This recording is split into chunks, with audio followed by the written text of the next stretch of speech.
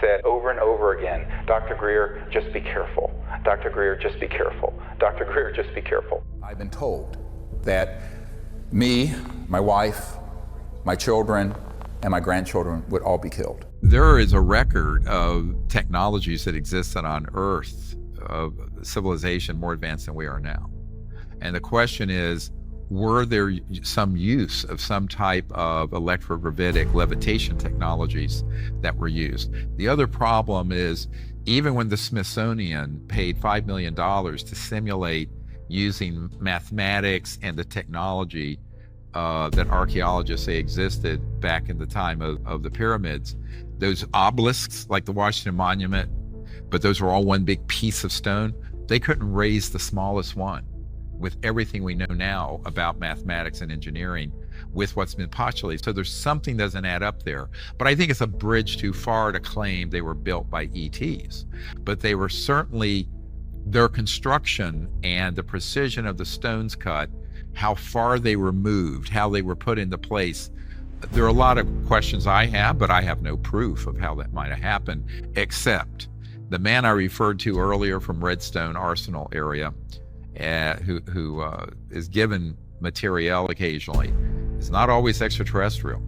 He has been given objects that are tens of thousands of years old or older, that are technological, that have been found in the ocean and elsewhere, that were of human origin and were extremely advanced technologies. So I believe that it's likely that on Earth, prior to the modern era, there have been civilizations far advanced beyond where we are, that for which we have very little record. And when that record is found, I think it's kind of swept under the carpet. You know, it's interesting, there were years ago when they did the Mars images, and they found that there were these obelisks and strange looking objects on Mars. I went out to the Goddard Space Flight Center here outside DC to meet with Mark Carlotta and some other scientists there, and they said, yep, it's been pixelated out for the public, but there are structures there. And they were very ancient, but we're talking millions of years old, millions. And I was out in California after I had disclosed this to some people, and a man came up to me from JPL, Jet Propulsion Labs, and I didn't know him. He knew who I was and said, Dr. Greer, here's the issue. You're right, those exist, but we can't disclose that. I said, why? It's not an operational ET device. It's not, you know, it's old. He says, yes, but you don't understand how powerful that this information is. I said, why? He says, if this was disclosed, it would collapse the fundamentalist orthodox belief systems of every religion on Earth. I said, what? This science and this evidence is being kept secret for religious reasons? He says, yes. Because the creation myths, now I'm not talking about most people, but those sort of fundamentalist orthodox belief systems, they'd all crumble. They'd be completely gone. And you would have to come up with something a little more rational, right? Than the world is 6,000 years old. And we, you know, used to ride dinosaurs, you know, like horses, if you go to the Creation Museum in Kentucky. So this is true, by the way. Those of you in urban areas, you need to kind of wake up a bit about the rest of the world. But that's just how it is. So what I tell people is that some of this evidence has been kept secret, not for scientific reasons, but for social belief and how much that information would disrupt most people's foundations of their paradigm and belief. Well, I mean, back in the day, thousands of years ago, this was true. I mean, when ancient, you know, scientists said that the earth was round, they were put in jail and they were, you know, executed. Yep. Saying that the earth was not the center of the universe was heresy. Yep. You know, in fact, for hundreds of years, if not thousands of years, people thought that the sun and the moons rotated around the earth. Yep. And when basic astronomy showed that wasn't true, they said, oh, well, there's little semicircles that they were doing around the earth to try to somehow justify it. And then that didn't work until finally someone said, okay, the only plausible explanation is that the sun is the center of this universe and all the planets rotate around it and all those pieces fit together. But in 2023, science is out there and so forth. So I mean, religion you're is not being running the very world rational. the way it did in 2,000-3,000 years ago, Yeah, even but- 1,000 years but that's ago. not So the why case. would people get the feathers ruffled over this? Because there are still huge numbers of people in our country and around the world who are not rational and scientific. They're really based on their these belief systems, which would be upended. And this guy was very blunt about it, and I think he's quite correct. For example, we might find out that the origins of Homo sapiens altogether isn't what we think, either Darwinian or other. So there are all kinds of implications to this issue. This is one of the things when I was out at Lawrence Rockefeller's ranch back when we were setting up things for the Clinton administration back in September of '93 out in the Tetons, and he took me out at night on the deck and he said, look, he said, Dr. Greer, no aspect of life on Earth will be unaffected by this being disclosed. So vast and so large are the implications. I said, yes, Lawrence, that's why it's been kept so secret. So now we're touching on another whole area of concern, and that is, now I don't think most rational religious and spiritual people would have a problem with the fact they don't think the world's 6,000 years old, and there's no reason for them to think that a supreme being would leave all his hopes for intelligent life just in humans.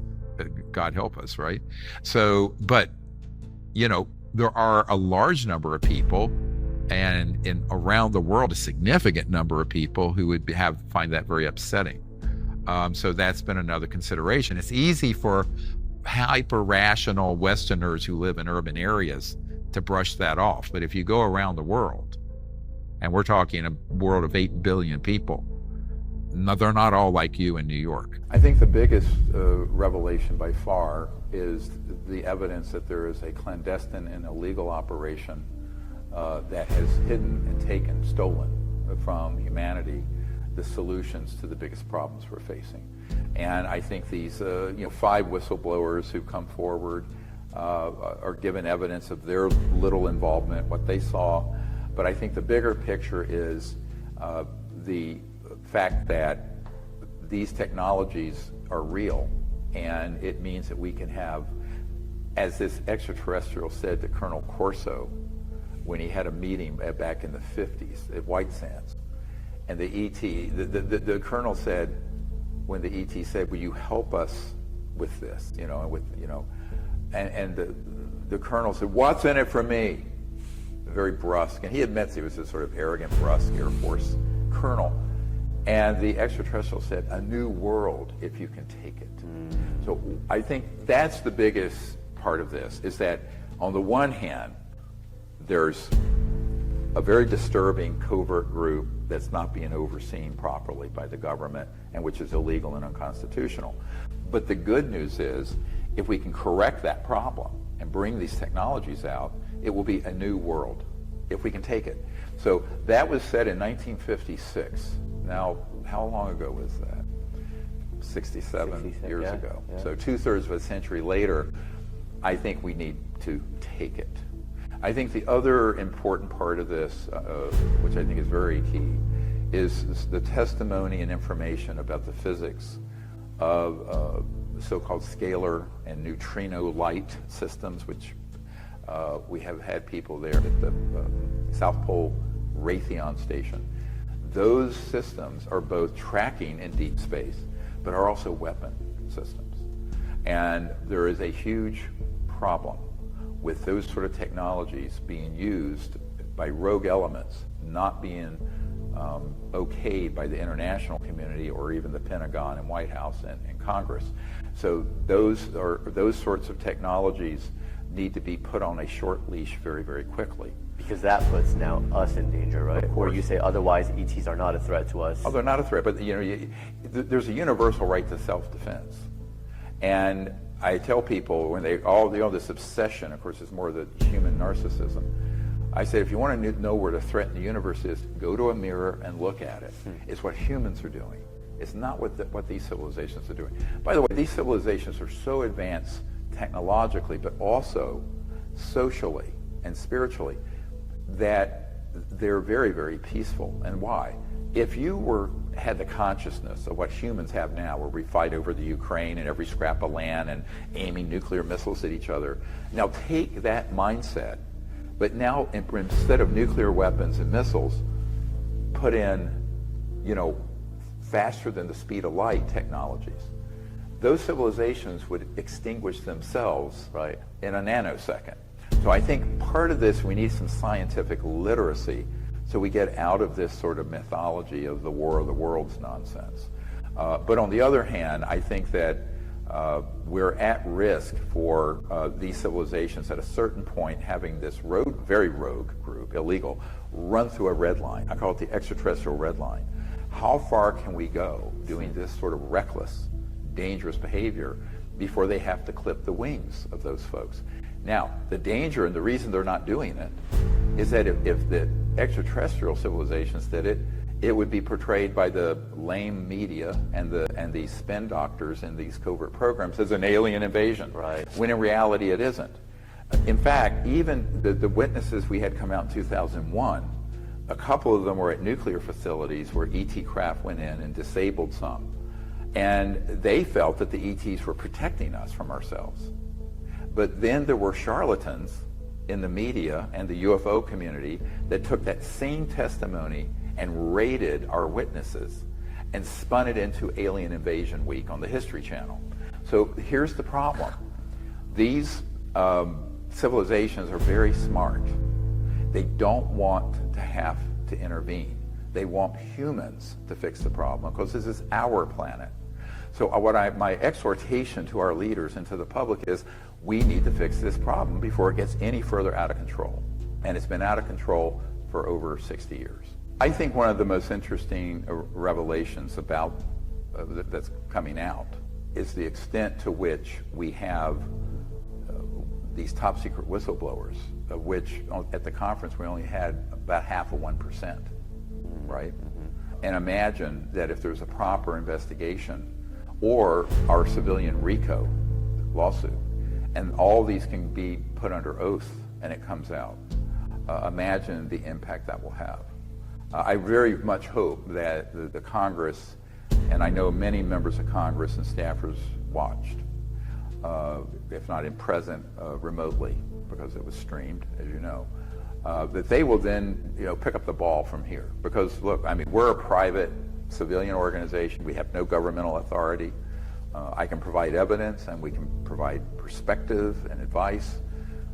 That's the best I can do. I don't have any legal authority at all, other than just like you or me, I'm just a regular guy, a civilian. Enough evidence has been presented there for them to take the ball and run. And I think the other one that's sort of shocking for people is this witness, Marine, who saw that these technologies were being used in man-made anti-gravity devices involved in clandestine and illegal operations, and he was threatened with being executed. And so this is a theme that also triggers a RICO action, and that is the intimidation and extra legal or illegal killing of people or threatening of people. So I think that is also one of the big headline events, because I think that tells the public this is serious business and it needs a serious response from the authorities, including law enforcement. Are you overall optimistic about that we will solve our own issues? Well, I think one way or another it will be. The only question is going to go, are we going to allow ourselves to just get run further into the ground and perhaps have a geophysical or environmental catastrophe? Or do we have the wisdom and the courage to do the right thing now and do an intervention? And I think, frankly, I don't think we have another 100 years to fritter away. I don't think we have 20. So I think that it's very important that everyone, I always joke, anyone between the ages of puberty and senility, get involved with this and take the action to write their elected representatives, and also anyone listening who is himself or herself a whistleblower or witness to these events or knows someone, they should contact us. And so what we want to do is, the few people that are coming forward publicly now, we want that to become, that trickle needs to become a torrent. Yeah. We need to have thousands of people who are whistleblowers coming out publicly, with or without the U.S. Congress and the White House acting, because this is massive public action, and it's the foundation of our democracy and freedom, is that people have freedom of speech. One of the things we pointed out, I think is a big headline, is that since these projects are illegal, those people who've signed non-disclosure agreements are not bound by them.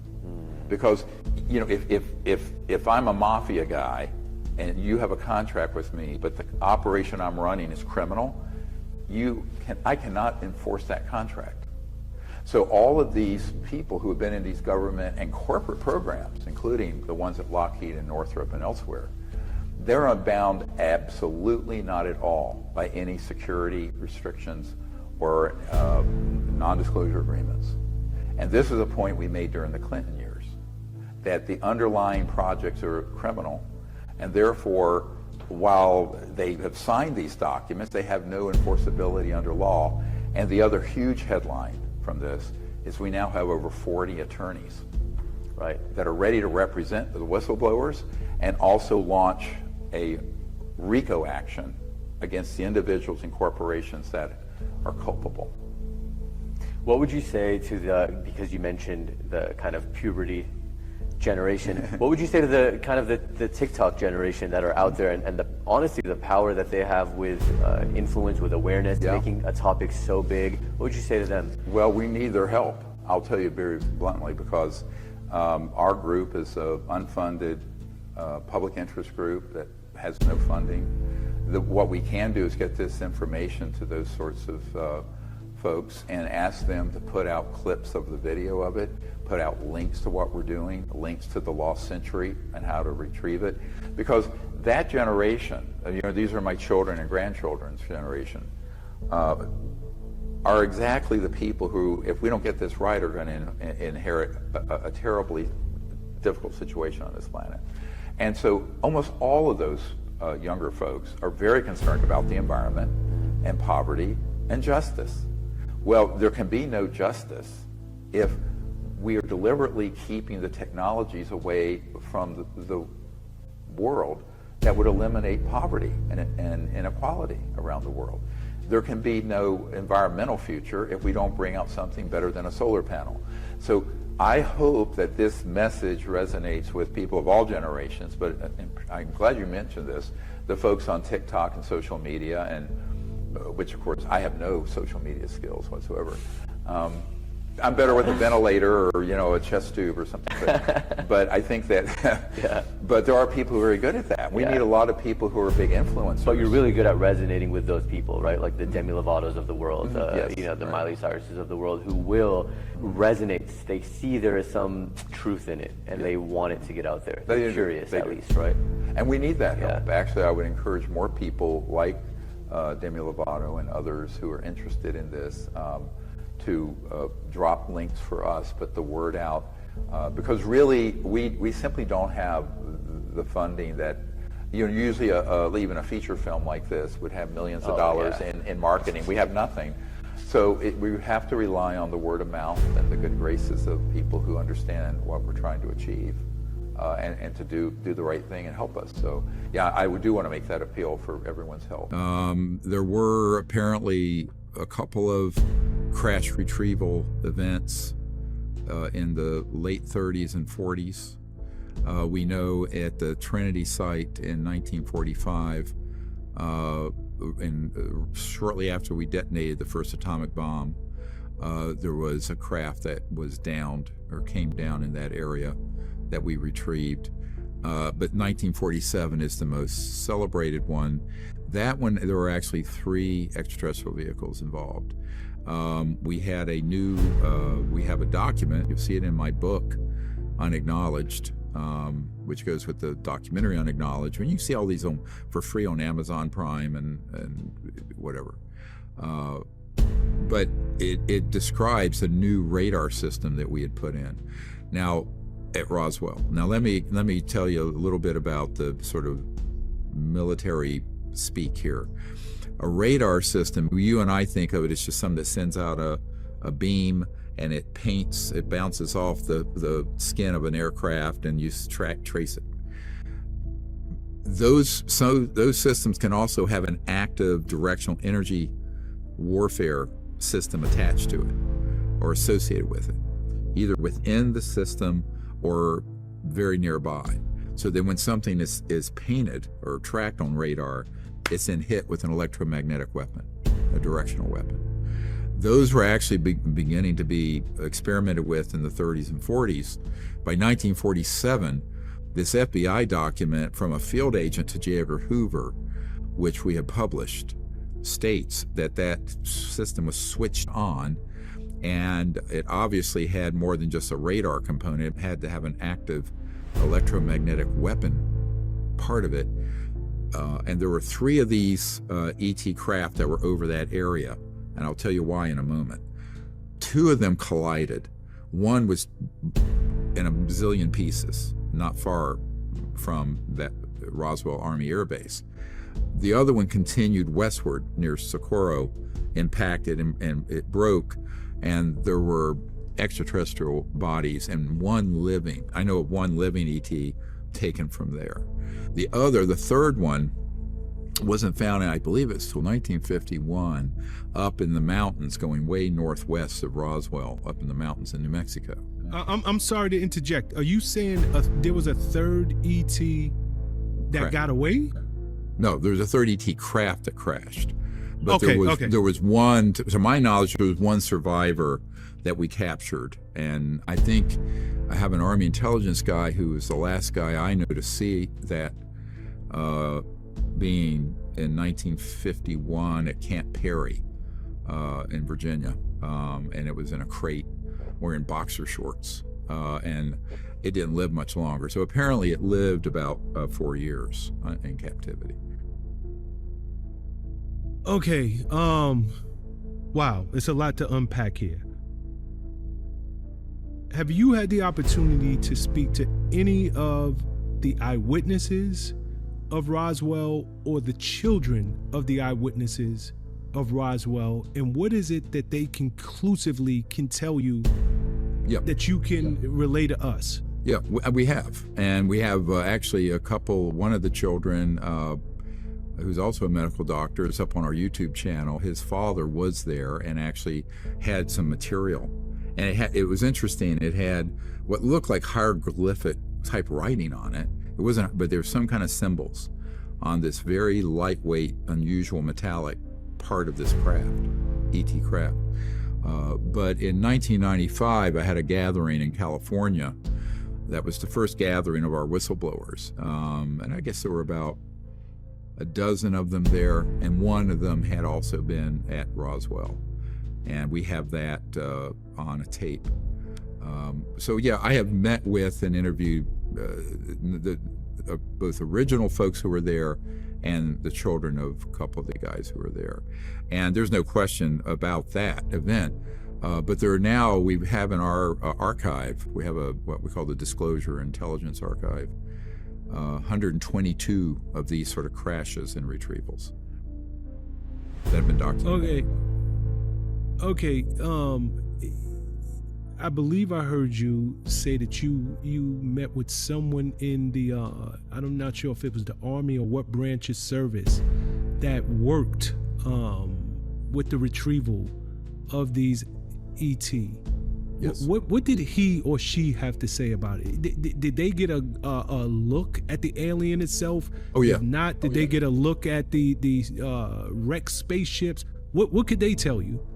Well, if you look at the interview we did with Sergeant Clifford Stone, he was on a retrieval team in the 60s. And this was after Roswell, almost 20 years. He was on multiple of these, where he was involved with not only the vehicles, but retrieval of the beings, the extraterrestrial beings, some of whom were living. And so I've interviewed a number of these sort of men. Very few of them have come forward publicly.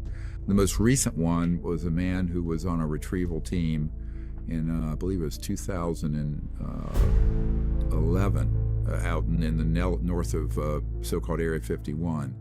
And there was a very large ET craft that was stunned with an electromagnetic weapon that came down, but it did not crash. It was stunned, and this man had a very close encounter with two of the ETs that came out of the craft.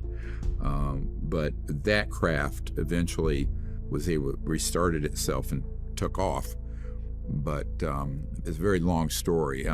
We're in the process of trying to bring him into DC to go to the Pentagon, where they're debriefing folks right now that we're identifying. You have to understand, I have debriefed over 1,000 men and women like this. And I have in my archive 755 of them. The others are ones who never wanted to give us their contact information. So I'm sort of have debriefed hundreds and hundreds and hundreds of people like this over the last, now, 30 years. But it's been a long path. Look, the reason it's being kept so secret is because the technologies behind how those objects move. They have no jets, they have no rockets, they're not an internal combustion engine, and they most certainly don't have a nuclear power plant on them because there's no heat signature, and nuclear power fission is hot. When you look at them, you realize it's a whole new physics, a whole electromagnetic propulsion type system using very high voltage systems, similar to what Nikola Tesla and other people stumbled across in the early 20th century. But I said, if that were to be disclosed, we would terminate oil, gas, coal, nuclear power, wind, solar, you name it, and public utilities. You're talking a huge transformation in how the world operates. Now, on the one hand, it would be disruptive to the status quo of the macroeconomic system. On the other hand, it would end all pollution. It would end all poverty in 20 years, and everyone on the planet would have quote-unquote free energy from what's called the zero-point energy field, and we can discuss this later. So he said, I get it. So, it's about power, money, and the corrupting influence of it. It is not about science, because once you drill down to science, the evidence is absolutely overwhelming. When I first started working with all these guys here, they have a type of, I call it disclosure PTSD. It's a traumatic. For me, in the 1990s, it was very traumatic to find out about this was absolutely real, that it was being kept secret, that it was out of control, and that there was a compartmented part of it that were already committing atrocities such as staged fake alien abductions and mutilations. Everybody's heard of these. Everybody assumes they're alien. They are not. We have a testimony from Air Force intelligence officer as well as documents that prove that those are being done by humans for their, quote, psychological warfare value. So I think there are two things. One is that they want to keep the energy technologies away, and this is why we did The Lost Century and How to Reclaim It, with an expose of what the world has lost through this illegal secrecy and how we need to regain it, and what the world looks like after that, which is gorgeous, beautiful. A totally transformed planet. If we no longer had to have any polluting sources of energy, the energy itself was free once you had the device, the zero-point generator system, and poverty around the world would vanish in a generation, about 20 years. But there's some big stakeholders, right? Hundreds of trillions of dollars at stake. So this is where you get into a real power struggle, which is what this issue is. The other part of it is that if you look at sort of the lockdowns and global control that happened, can I be blunt? I know for a fact that was a beta test for what they're wanting to do on this issue. And that is to disclose it in such a way that it manipulates the public into fear so that they can then, through sort of a totalitarian militarism and central state authority, control the whole world, not just one country. As Reagan said, wouldn't our job of creating world unity be easier if we had a common alien threat to fight? So this is why they've spent so much time making, bad Hollywood movies and UFO conferences and staging these ridiculous abductions, which are gruesome, and there are terrible victims of those. But they're not being done by extraterrestrial beings. They're being done by what's called stagecraft, using advanced man-made ET-looking craft, but they're not ET. One of my jobs is to warn the public and these officials of this sort of subterfuge and gaming of the subject, which is completely dishonest. Now, luckily, people like Congressman Burchett and others have said, look, if these civilizations were hostile, we'd be a charcoal floating through space. I mean, it clearly, if you're tens of thousands to a million years more advanced technologically than we are, if they were outright hostile to us, it would just be over. I think, however, things get misconstrued. Let's take, for example, all the nuclear silo cases. Well, it turns out these ET craft, the real ones, are concerned about those systems because if they were launched in a war, it would destroy life on Earth, and they view life on Earth as a very special place. Secondly, when you detonate a thermonuclear weapon, it puts out not only a electromagnetic pulse everybody knows about, it puts out what Tesla described as a scalar signal. And the scalar is faster than the speed of conventional light for electromagnetic propagation, because it's a point that goes out in a line as opposed to a wave like normal light that we're seeing. So those disrupt extraterrestrial communications and travel. So the reason you saw those craft that crashed near Roswell was because that was the only atomic bomb squadron in the world in 1947, 509th Army Air Base, Walker Field.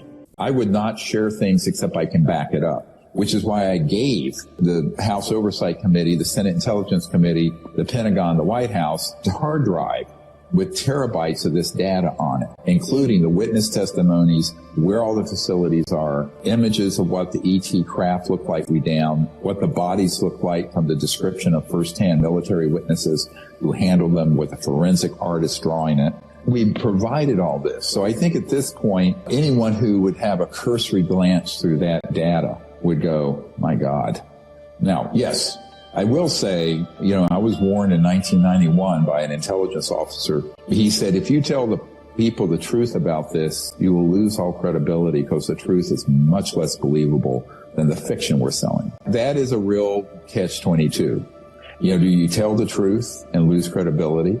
Or do you tell some kindergarten version of the truth to placate people? I am not doing the latter. But it's controversial. I'll admit it's extremely controversial. But I mean, at my stage of life, I have 12 grandchildren.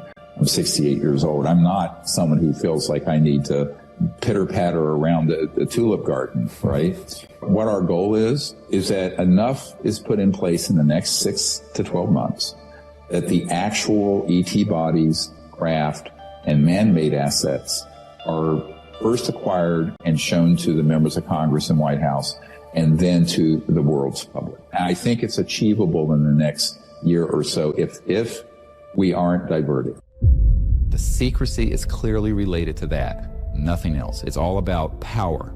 90% of everything on this subject is disinformation. We have over 450 military and intelligence witnesses. The president was concerned he would end up like Jack Kennedy. Big media does not report the truth about these things because they are not free to.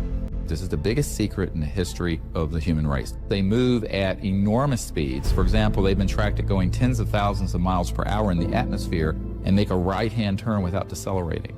There are seriously important technologies that would give us an entirely new sustainable civilization that are being kept secret. There's nothing that is being kept more tightly controlled and more secret.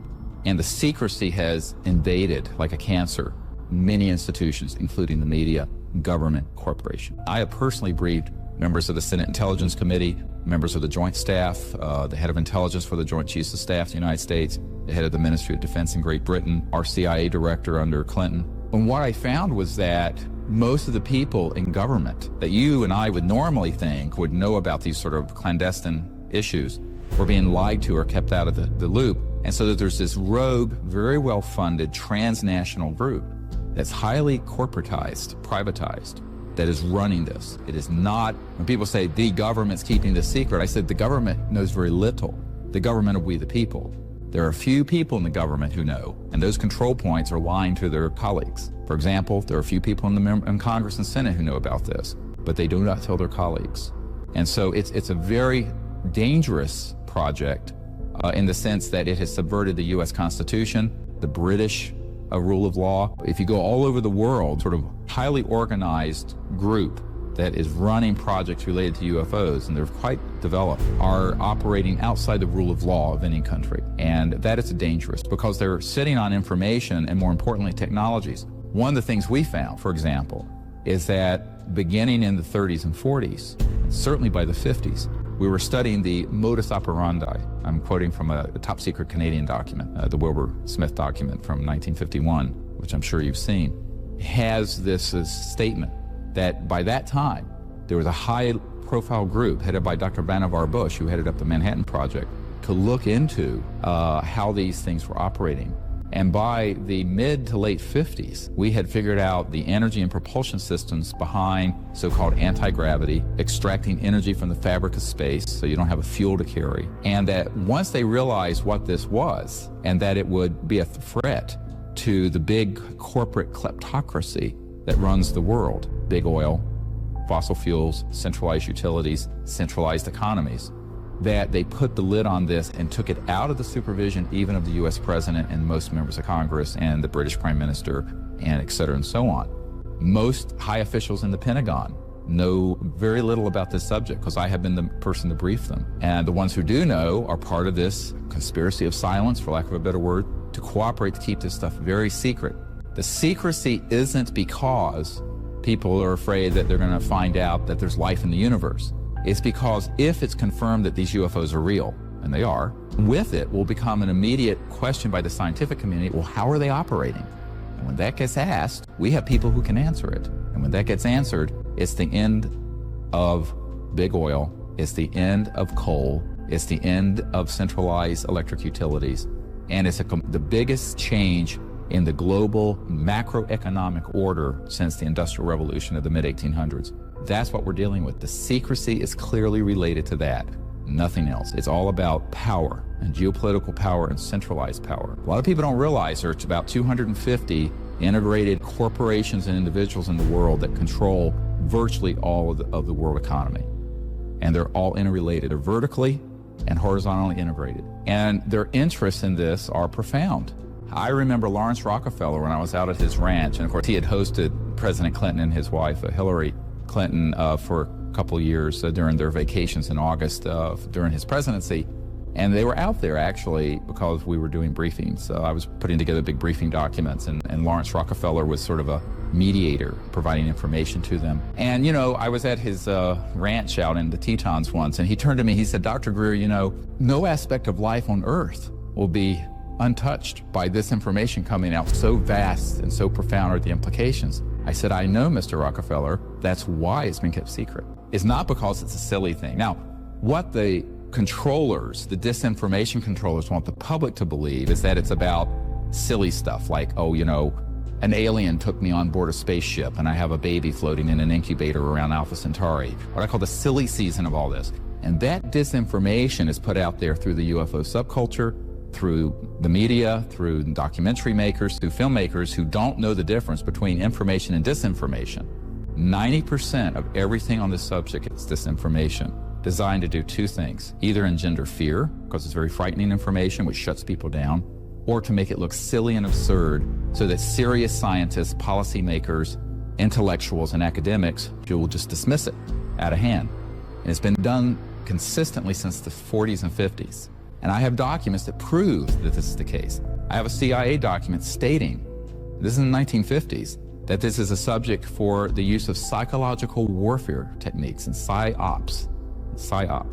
And that is true. And so it's something where the public, for the most part, is greatly disinformed deliberately.